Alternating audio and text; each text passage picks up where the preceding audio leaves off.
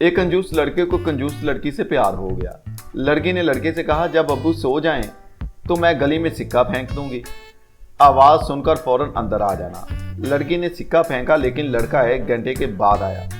लड़की ने कहा, इतनी देर क्यों लगा रही? लड़का, वो मैं सिक्का ढूंढ रहा था।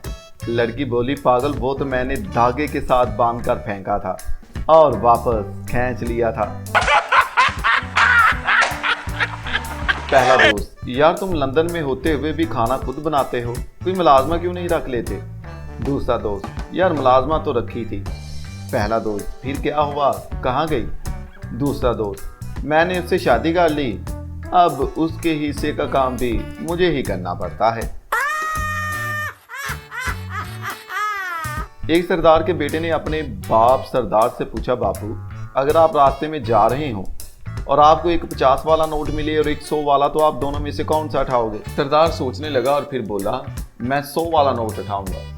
ये सुनकर सरदार का बेटा बोला, इसलिए तो लोग आलपा लतीफे बनाते हैं, दोनों उठाने में क्या मौत पड़ती थी?